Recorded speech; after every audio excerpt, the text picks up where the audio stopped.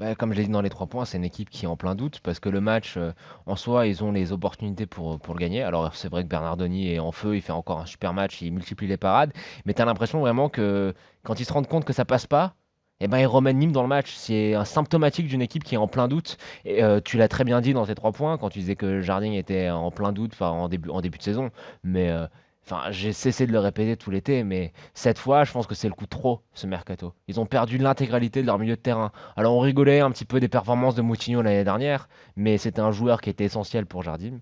Et Jardim a perdu Et Fabinho. l'intégralité de son milieu de terrain. Il a Ouais. perdu la solidité avec Fabinho, il a perdu l'organisation avec Moutinho, et il a perdu la créativité avec Lemar. Et là, quand tu vois, contrairement aux années précédentes, ce qu'il y a en stock, je Après, il y sais a pas. beaucoup de Je blessés, sais hein, c'est pas. toujours la même histoire, mais ça joue aussi, Mais forcément. qualitativement, Nico, est-ce que tu le vois, tu vois les joueurs qui sont capables de remplacer ces trois-là? Alors, j'ai envie de te dire non, parce que malheureusement, ils sont blessés, justement. Tu vois, moi, j'aimerais bien voir Golovin prendre le jeu à son compte. J'aimerais bien voir Pierre Gabriel s'imposer aussi. Il y a beaucoup de joueurs quand même qui Non, sont mais je te blessés, parle qui peuvent pas. qualitativement et sur le potentiel, à part Golovin, qui peut remplacer un de ces trois joueurs-là au milieu Ouais, de au milieu terrain? de terrain, J'ai ouais. du mal, j'ai du mal. Alors que tu le dis, tu le répètes souvent, mais Fabinho et Moutinho, c'est les joueurs que Jardim a le plus coaché dans sa carrière, c'est ça? Exactement. Ouais, ouais. C'est des joueurs qui étaient là depuis un moment et qui assuraient quand même une sorte de continuité entre toutes ces ventes Bah, si tu veux, à chaque année, quoi.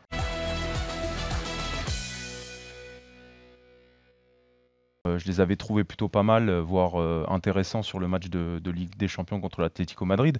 Mais Jardim a du mal à remettre la même équipe. On change à chaque fois. Comme on le disait il y a la semaine dernière, quand tu as une trêve internationale et tu as combien de joueurs internationaux qui partent à ce moment-là? Jardim, il fait comment pour travailler? Il bosse avec les moins de 19? bah, il y en a quelques-uns qui l'a lancé, en l'occurrence, oui, je Bah pense. ouais, mais bon, c'est difficile. C'est dans ces moments-là que tu crées justement des affinités entre les nouveaux joueurs qui viennent d'arriver. Voilà, on voit que les états de forme sont disparates. Golovin qui fait un petit quart d'heure là, Chadli qui peut pas encore enchaîner la totalité des matchs.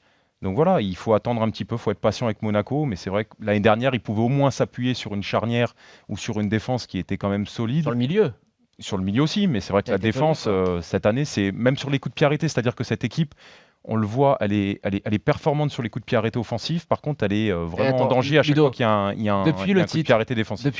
est-ce que Monaco, la charnière monégasque, a été vraiment rassurante depuis C'est vrai qu'on se faisait déjà la Elle, réflexion la saison dernière. elle n'a fait que cesse de Ouais, régresser depuis ce c'est ça, temps-là. c'est exactement Mais c'est ça. vrai que tu vois encore Gemerson n'est pas là ce soir, Glick n'est pas dans le meilleur état de forme. Glick, il a fait une très bonne saison l'année du titre, mais depuis, c'est pas extraordinaire, il faut le dire, hein. C'est un joueur qui est sympathique, qui donne tout, qui a de la grinta, mais Et il a c'est la pour ça, charrette, hein. Monaco ne peut plus s'appuyer sur ça non plus, ce qui fait que ça coince un peu en ce moment.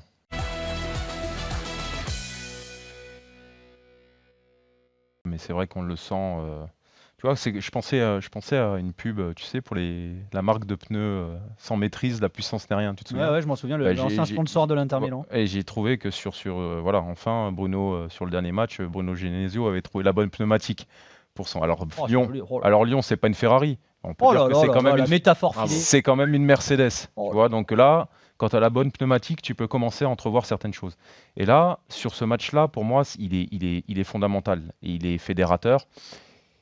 Tu le sens dans sa conférence de presse, je l'ai senti différent, tu vois, tu le sens, il a pris des pecs, tu sens tout de suite, la veste est plus serrée, tu le sens plus confiant, mais je vais me confronter à un grand entraîneur qui est Rudy Garcia, comme ça je vais pouvoir voir où c'est que j'en suis.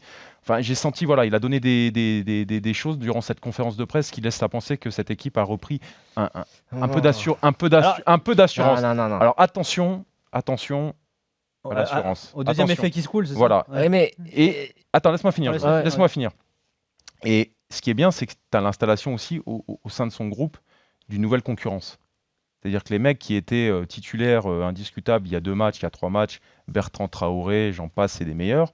Sur ce match-là, ils tentent un coup en mettant des mecs qui courent et les mecs qui font le taf et ils le font plus que bien.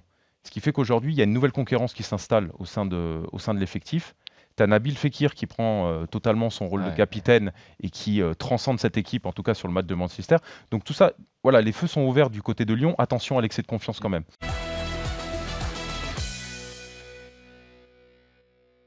Lyon, dès qu'ils ont la possession, dès qu'il y a une équipe qui leur laisse un peu le ballon, ils ont du mal. Alors, est-ce que ce match-là, il est vraiment révélateur Enfin, je suis d'un pas, progrès? franchement, moi je me souviens de la saison dernière, il y a eu des matchs face à des gros, les Lyonnais ont été performants, ils ont fait leur match aussi. Il y a le match face à Paris, il n'y a pas eu que celui-là. C'est d'ailleurs. exactement ce que je te dis, Nico. D'accord, j'ai compris Je t'ai l'inverse. dit, Lyon a toujours été très bon dans les grands matchs parce que c'est Tant une pour moi. équipe qui a toujours été plus à l'aise en laissant le ballon Tant aux mieux, et autres. c'est Marseille qui Alors, arrive là. là, c'est Marseille qui arrive, on est d'accord. Mais Marseille, c'est pas non plus une équipe qui, tu vois, je pense que on l'a vu dans certains matchs qui cherchent pas la possession à tout prix. Mais de là à dire que Lyon a fait des progrès énormes, j'attends de voir. Moi, j'attends de voir face à des équipes qui vont jouer regroupées, parce qu'il y aura toujours, je sais pas, il y a rien qui me. La victoire est très belle, c'est magnifique, c'est un exploit, on va s'en rappeler. On a tous vibré qu'on soit supporter lyonnais ou pas. Mais il y a rien qui nous rassure quant au fait que Lyon va être capable de pas refaire des Alors, matchs juste contre Caen par Pour avoir, comme pour avoir contre joué, Caen, par pour avoir exemple. joué ce genre de match Ouais. et pour savoir ce que ça représente une victoire comme ça sur un match comme ça, je peux t'assurer qu'ils sont dans une période de confiance et qu'ils vont arriver au Vélodrome galvanisés.